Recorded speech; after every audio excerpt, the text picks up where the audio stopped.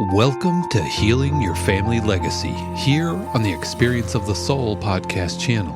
Innovative, evidence-based recovery that helps to identify intergenerational trauma, allowing for freedom and embracement of the healing process. Today, episode 63, Dance with Addiction, Part 2. And now your host, Dr. Donna Bevan-Lee. This is Dr. Donna Bevan-Lee, helping you heal your family legacy.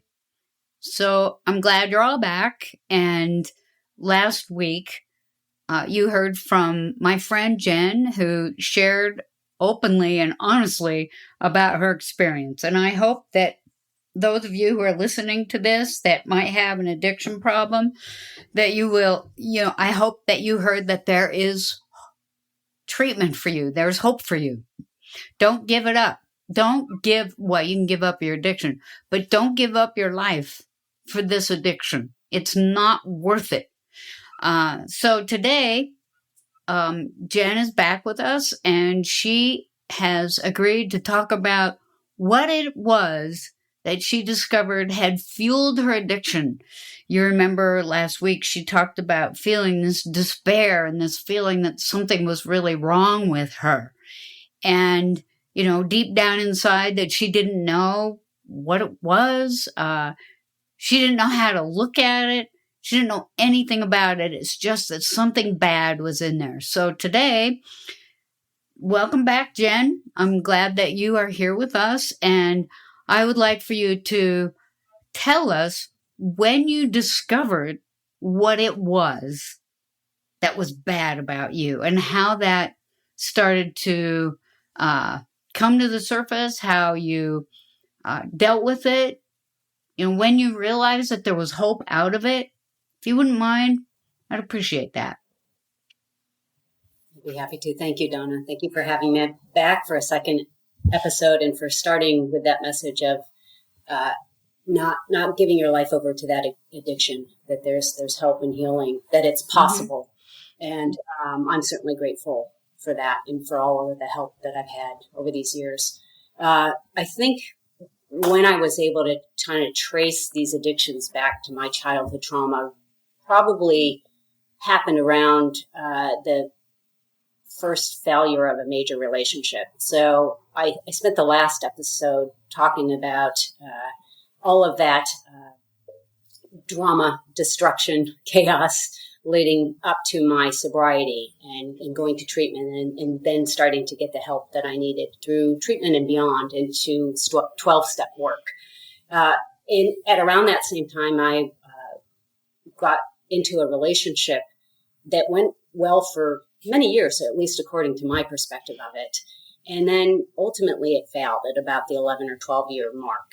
And I couldn't understand why at the time, because I felt like, I'd been sober, I'd worked the program, I'd really tended to myself emotionally and physically and financially, and was really devastated by that loss of the relationship.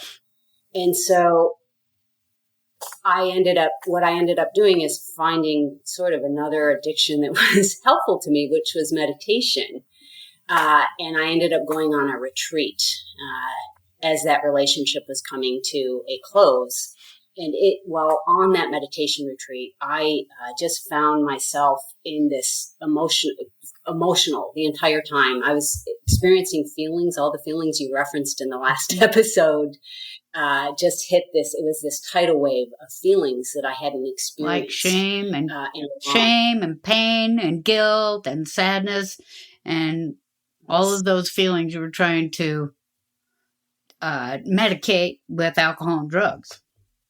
Okay, yeah, not only alcohol and drugs, but into my sobriety, it was with work, my relationship.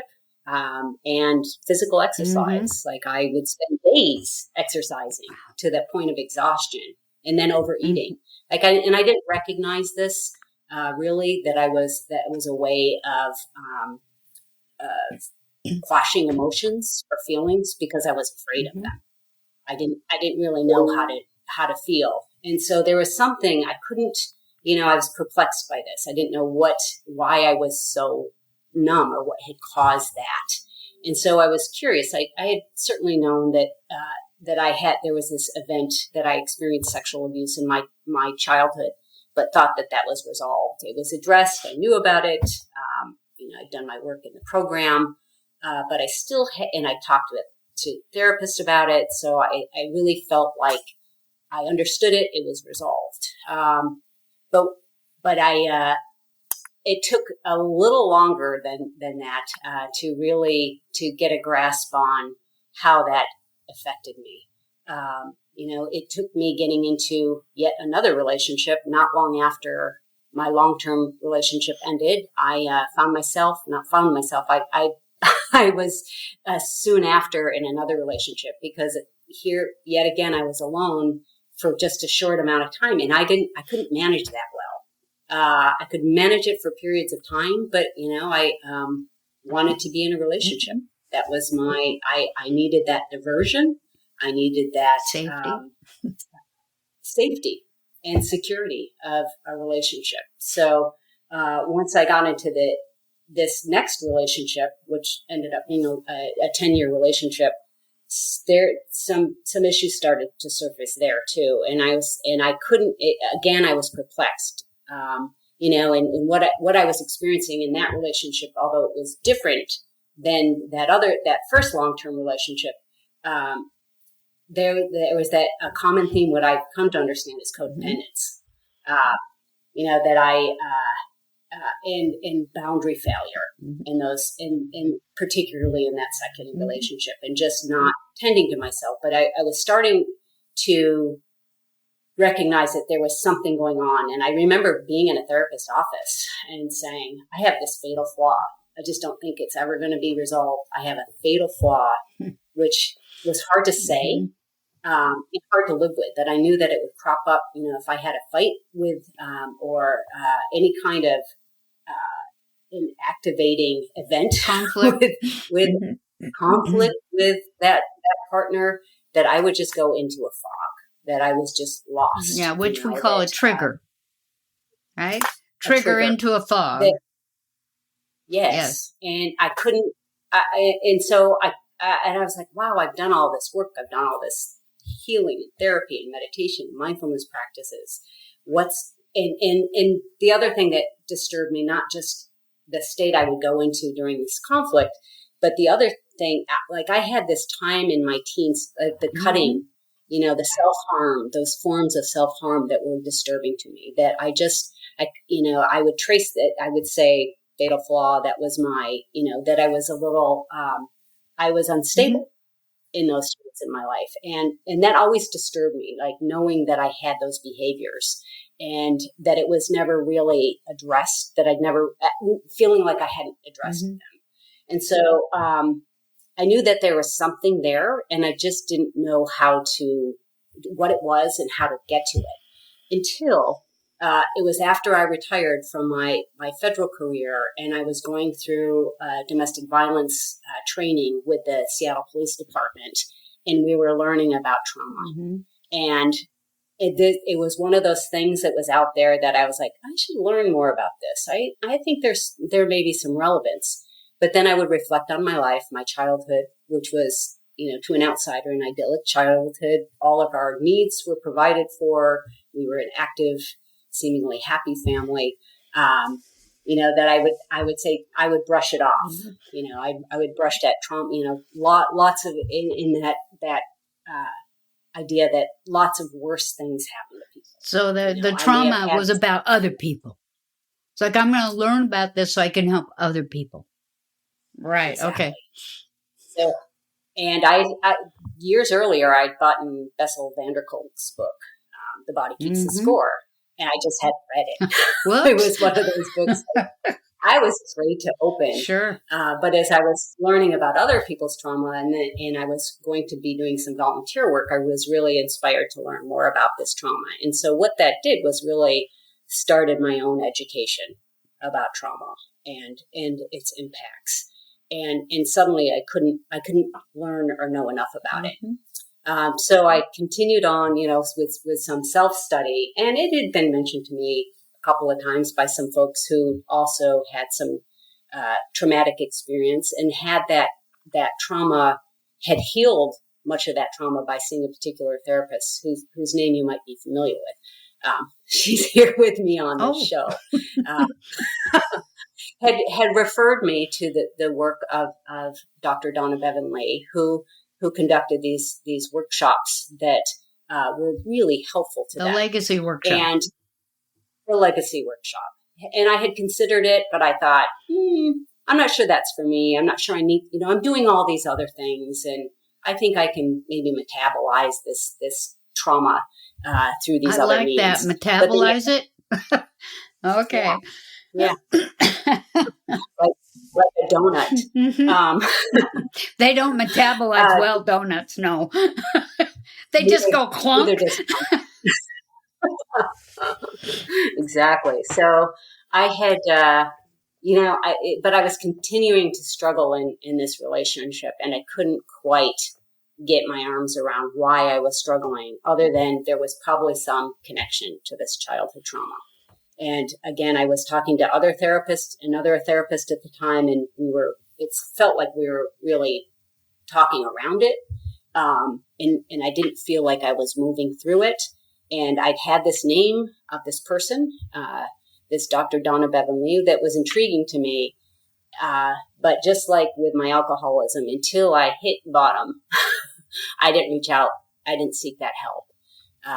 And it was during coffee with a friend of mine, when she referenced her work with you, that I felt like, we say in the 12-step program, the God shot, where it was like, okay, this is it was like that phone call from a friend when I got sober, that my friend talking to me about the work she had done with Dr. Donna Bevan-Lee and how it changed her life in beyond ways that her recovery from alcoholism did, that it really helped her heal herself and her family relationships.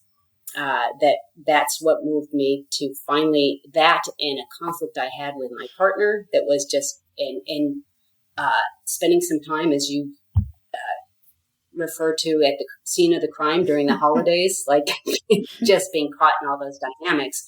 All of that convergence of those events prompted me to finally consult with somebody, consult with you, who was an expert in this field, who worked with trauma and addiction.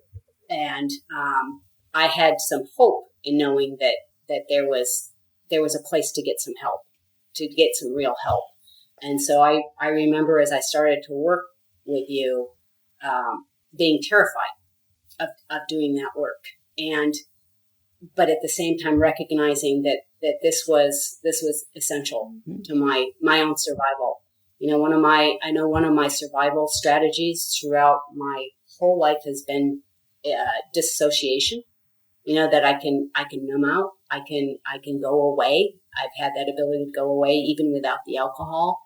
And I didn't want to do that anymore because it was interfering. I didn't want to do it in conflict, and I certainly didn't want to do it in times of joy, in connection. So, or any form of discomfort.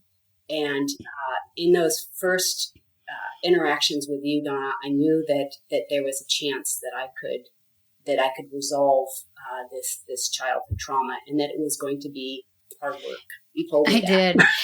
I did. And I tell people that. And the other thing I tell them is that I know you're terrified. Everybody is terrified to do this work. And, even though it already happened to you and you came through it, here you are sitting in my office, probably employed and capable and competent, but it's still terrifying because it feels like the terror of a child, right? And, you talked about last week about how you discovered that you had been sexually abused as a child, and that you'd already talked through that and you already figured it out and you had knowledge of it and you talked around it and all around it. But when you I started to identify your childhood trauma, was it just one thing? No. So all this time you thought it was that, right? I did. I thought that's what planted the seed, or that was, my bad seed was that event. But there were a lot of things around that, other forms of abuse and neglect. And then in some of that abuse perpetuated in other relationships. Yeah. And, when you said the neglect, it's like you discovered when you did that work that the neglect was as much of a trauma as the physical sexual abuse. Absolutely. That it magnified the experience. Well, because of the neglect, it was allowed. It's like when people are paying attention, that's less likely to occur, right? When parents are available and paying attention and validating a child's feelings, the child is more capable of going, wait, this isn't okay. And, I need to go tell my mom or dad or whatever. And you couldn't do that. You just couldn't. There was plenty of addiction around right. me, both in alcohol and sex. That was part of my conditioning as a child, and that I thought was wrong. Yeah, it was familiar. Not that it felt good, not that it was like, I think I'll go do this. It was something familiar. And, what we have talked about, and I've talked about on this show, is that it's about familiarity. We are attracted to what is familiar to us. And, when people get in recovery from their childhood trauma, they look back on their relationships and go, yeah, there was that and that and that and that. And you still get attracted to what you're familiar with. But hopefully, in recovery, you get attracted to somebody that has the positive aspects of your childhood. And even if it's not real positive, it doesn't, you're able to manage it in a different way and it doesn't take up all your time. Right? Yeah, that's exactly yeah. Right. So when you discovered there was much more trauma in your childhood, besides the sexual physical abuse, and I say sexual physical abuse because that's different than sexual non-physical, because there's always that kind of parentification and spousification that is also like emotional sexual abuse. So this is physical, and then you discovered there was emotional and neglect and other people's addictions that were taking away from what you needed as a child. Can you say a little bit about what those things were? Yeah, I think, I think you've characterized it. But, I know emotions in my house went from numb to rage. That was the range. And at the same time, I think one of the things that prevented me from really doing this work is as I looked back on it, it's like we had all the trappings of an amazing childhood. We had a boat, we had a place on a lake. There were 5 of us. I was the middle child, the oldest daughter, and we were active. We were pillars. I'm putting quotation marks, pillars of the community. And yet there was these family secrets. And I don't at this age and stage, I don't blame my parents for their unskillful response, for their own legacy of trauma, for what they brought into parenting. But there were things that I can now look back on and recognize, that were harmful. Yes. And that you felt guilty and ashamed. I say, I can't really, look at us. We had financial security. We had a house on a lake. We had a boat. We looked like we were just the family that everybody wants to be in, right? And so what is wrong with me that I feel so bad? It's like you were caught between feeling all this bad and sad and guilty and shame for all the things that happened to you, but also feeling guilty about feeling that way, right? That's a little bit of a double whammy, wouldn't you say? Absolutely. Absolutely. And I think just was an obstacle to getting the help, Sure. the help I needed, which was going through that legacy workshop. And then, by the time I saw you, I had been pretty well resourced, in healing, in various forms of healing. And I needed that further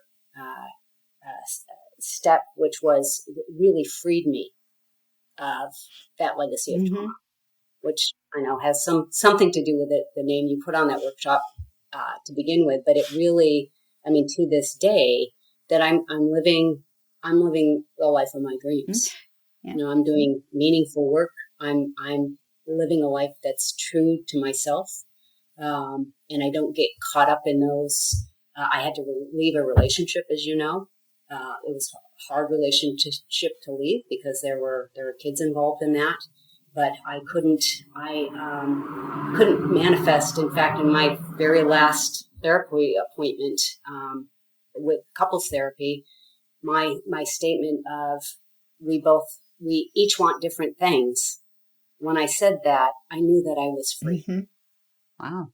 That I wasn't judging myself for feeling that way. That I knew that was true. That my partner at the time and I wanted something different. And it was time to go. I think the three of us in the room knew that. But what had freed me was all the work I had done, to address this childhood trauma and everything and all the addiction that stemmed from it. And it's not like I graduated, that. No graduation. Nope. Just the road less traveled.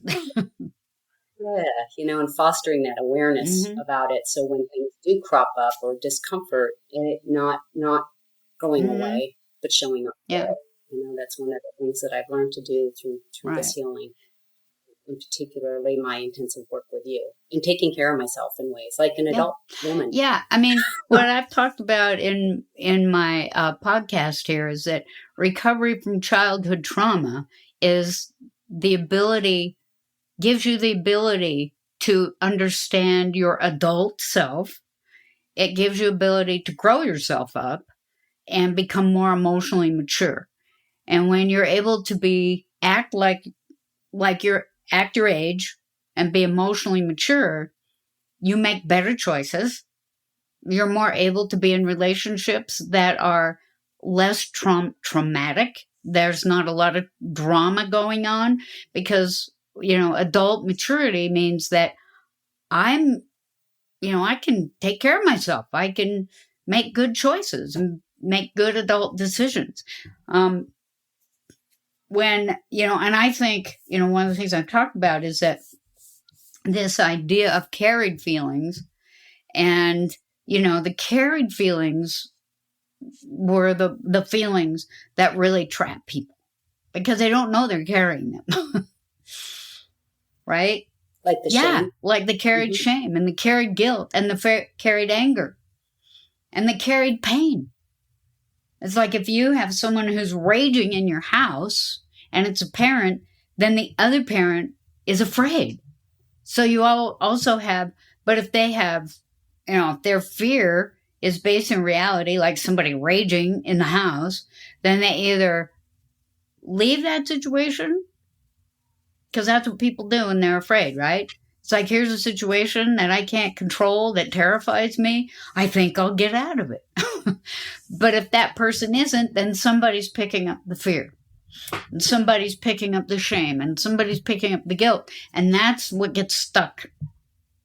Right? When you say you talk all around it, it's like you talk all around it because you're really not talking about the problem. And, I think it takes a very brave and courageous person to not just, I'm facing my fear, I'm facing whatever it is, to embrace all of it as part of their experience, to understand it, and to give back what doesn't belong to you. Yeah. It's been my experience. It really is a brave thing to do. It's just what we do to live fully. Well, I think how you did that. I marvel at the fact that you went to treatment for your addiction. You had that addiction all your life. You were what you call well-resourced. I have access to therapy. I have access to 12-step program, working an active 12-step program, able to do mindfulness. And yet, there's something that's not right. And for a person to be able to see that and know that they have to do something about it in order to make adult decisions based on adult reality and feel better. It's like that takes a lot. I mean, I have to congratulate you on that. Well, I appreciate that. And as you know, I've also had a lot of help. So I'm really thankful for the people who have, like yourself, who walked along with me on this journey and guided me at times along this journey. I've been really fortunate to have caring, loving people at my side with this challenging at time journey. Yeah. And I'm now happy as can be that we have become, not mentor, therapist, whatever, and client, patient, whatever. But now, because it's been quite a while, we're able to be comrades on this journey. Now we're on it together, more as, companions and friends. And I certainly appreciate that. I'm grateful for that. And me too. And it was the work, by doing the work with you, that has enabled me to do the work that I do today, which is training police officers how to respond to sexual assault investigations and interactions. That I wouldn't have done that work had I not done the work with you and the work prior to. And that is wonderful work, because now, at least in the Seattle area, when a woman or a man or a child is sexually assaulted, their experience with a police officer is going to be a lot different, a lot more compassionate, a lot more understanding. And I think that is wonderful. So thank you for all of us. Thank you too. It's Washington State. Yeah. So I want to thank you, Jen, for being, for taking time to talk to us. The other thing I want to help my audience remember is that AA is a resource for you. Al-Anon's a resource for you. Read Iron Legacy, Childhood Trauma and Adult Transformation. If you can't find a therapist that, can help you through it rather than talk around it. And if you have any questions or concerns, you can, or need referrals, you can certainly email me at healingyourfamilylegacy@gmail.com. So thank you for being with us again, Jen, and I hope to see you again soon. Thank you for listening to this episode of Healing Your Family Legacy here on the Experience of the Soul podcast channel. This channel is made possible because of listeners just like you. If you would like to support the channel with your tax-deductible contribution on an ongoing basis or through a one-time gift, head over to experienceofthesoul.com/support. Healing Your Family Legacy is copyright 2022, Dr. Donna Bevan-Lee, all rights reserved. Our theme music is composed by Dave Croft and used with permission.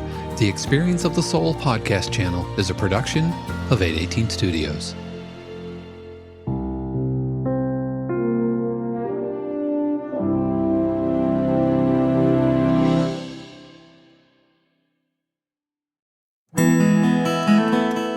Hey friends, Sean here, your Experience of the Soul producer.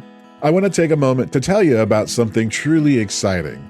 The SoulWorks online community, created by your host, Cynthia Alice Anderson, and available on the Mighty Networks app. If you're looking for a place where you can explore your spiritual path, connect with others, and grow in a meaningful way, then this is for you. SoulWorks is so much more than an online community. It's a safe, inclusive space for spiritual exploration. self-discovery, and personal transformation. Inside the community, you'll find everything from uplifting spiritual studies to soul-centered growth practices, meditations, affirmations, and so much more. It's a space where you'll always be supported and never judged. The best part, membership is free. You'll have access to powerful resources, inspiring content, and a supportive group of like-minded people who are all on their own unique spiritual journeys. And if you're ready to dive deeper, there are premium options available to enhance your experience with a live Monday night talk series and extended, deeper meditations. If you're seeking a place to connect, grow, and nurture your soul, we would love to have you join us in the SoulWorks community and see where this journey can take you. Visit my.soulworkscommunity.com today.